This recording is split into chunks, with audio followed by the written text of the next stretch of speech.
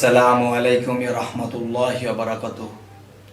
হে জগতবাসী, আজ আমি শামীম আলী চিশতি আপনাদের সামনে একটি আলোচনা নিয়ে আসলাম।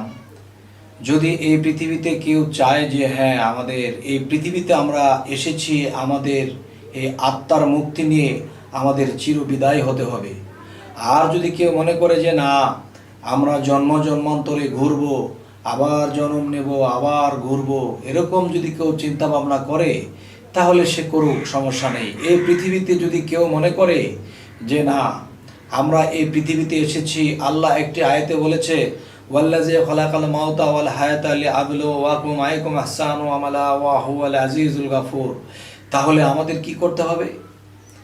যে আমরা এই পৃথিবীতে এসেছি, এই পৃথিবীটা একটা নাট্যমঞ্চ, যার যেরকম অভিনয় হবে তার সেই ধরনের চরিত্র তার মধ্যে কাজ করবে।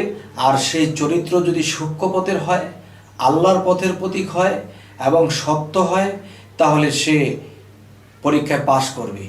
তাই আল্লাহ বলেছেন যে আমি মানুষকে এই পৃথিবীতে মৃত্যু ও জন্ম দিয়েছি একমাত্র পরীক্ষা করার জন্য। যদি এই পৃথিবীতে কেউ আমাকে সন্তুষ্ট করতে পারে তাহলে সে আমার নাম রাখলো, তাহলে যে আমার নাম রাখবে আমিও তো তার দাম দেব। হে জগতবাসী, এখন এই আত্মার মৃত্যু নেই। কোরআন হাদিস যদি লক্ষ্য করি, এই দেহের মৃত্যু আছে, দেহ মাটির সাথে মিশে যাবে, কিন্তু এই আত্মার মৃত্যু নেই, আত্মার ধ্বংস নেই, আত্মার ক্ষয় নেই। তাহলে ধ্বংস আসে কিসের? দেহের ধ্বংস আছে। তাহলে এই আত্মার ধ্বংস নেই, এই আত্মাটা মরবে না, ধ্বংস হবে না। তাহলে এই আত্মাটা কি করতে হবে? যদি সে পাপ করে তাহলে অনন্তকাল দোজকবাসী, আর যদি সে ভালো কিছু করে তাহলে সে মুক্তিপ্রাপ্ত হলে আল্লাহর সাথে সে মিশবে, আর না হয়তো সে বেহেশতবাসী হবে। তবে হ্যাঁ, আমাদের মূল বিষয় আজকে আলোচনার কি, সেটি হলো যে আমরা কিভাবে এই আত্মার মুক্তি করতে পারি। আত্মার মুক্তি করতে হলে কি কি করতে হবে? সর্বপ্রথম আমাদের একজন কামেল মুর্শিদ ধরতে হবে। আর সেই কামেল মুর্শিদকে যে আমি ধরবো, জগৎ ভরেই তো কত ভালো মন্দ আছে, এখন মন্দের ভিতরে ভালোটা খুঁজে নিতে হবে। একজন মন্দ কাজ করেছে বলে সকলকে মন্দ বলা যাবে না।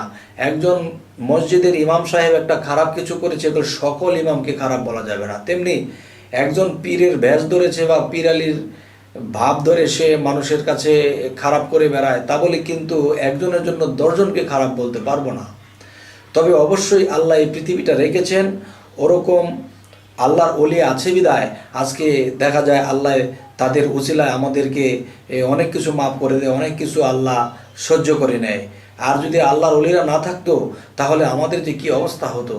যাই হোক, এখন আত্মার মুক্তির জন্য যে কথাটি, সেই কথাটি বারবার হারিয়ে যাচ্ছে।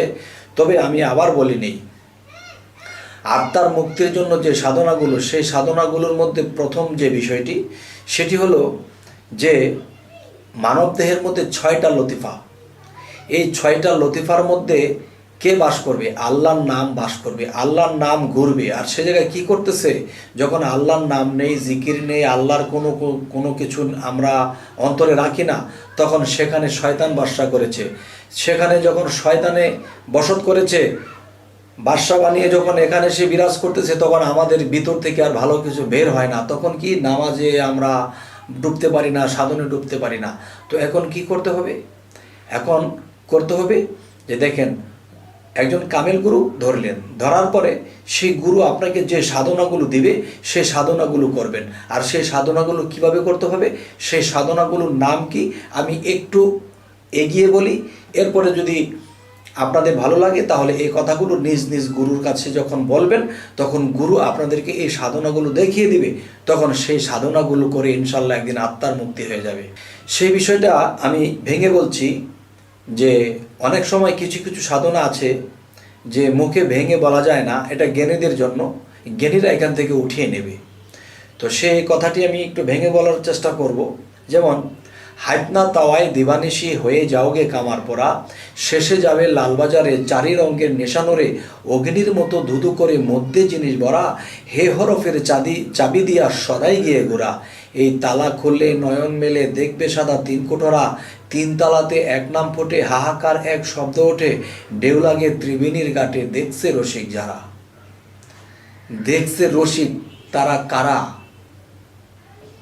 তারা যারা পৃথিবীর লোভ লালসা ছেড়ে দিয়েছে, কাম বাসনা ছেড়ে দিয়েছে, নিজের আমিত্বকে নিজের মধ্যে মিশে রেখেছে, বাহিরে প্রকাশ করেনি, ছিঁড়া ফাড়া পরে থাকে, না খেয়ে থাকে, তবু হাসি মুখে কথা বলে, কাউকে কিছু বলে না, বা আমি অভাবে আছি, আমি দুঃখে আছি, আল্লাহ আমাকে জ্বালা দিছে, এই সমস্যায় কখনো তারা বলে না।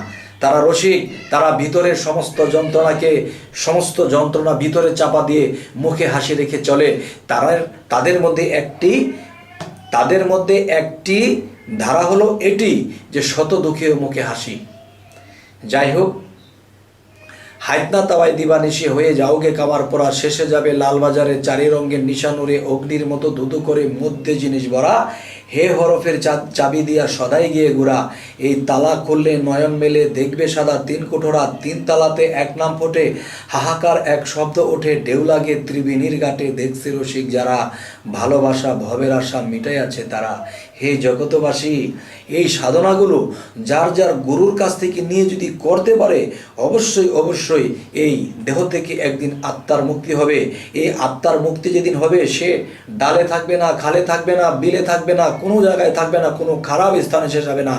সেই আত্মার যখন সাধনার দ্বারা, প্রেমের দ্বারা, ভক্তির দ্বারা যখন পবিত্র হয়ে যাবে, তখন সেই মহাপবিত্র সাথে সে মিশে যাবে। হে জগতবাসী, আজ এই কথাগুলো আমি আমার অন্তরের অন্তঃস্থল থেকে বললাম। যদি কেউ এই কথাগুলো মানতে পারেন, অবশ্যই আপনারা এই আত্মার মুক্তি ঘটাতে পারবেন ইনশাআল্লাহ। তো আজ এই কথাগুলো বলেই রাখছি। সকলেই ভালো থাকবেন। আল্লাহ হাফিজ।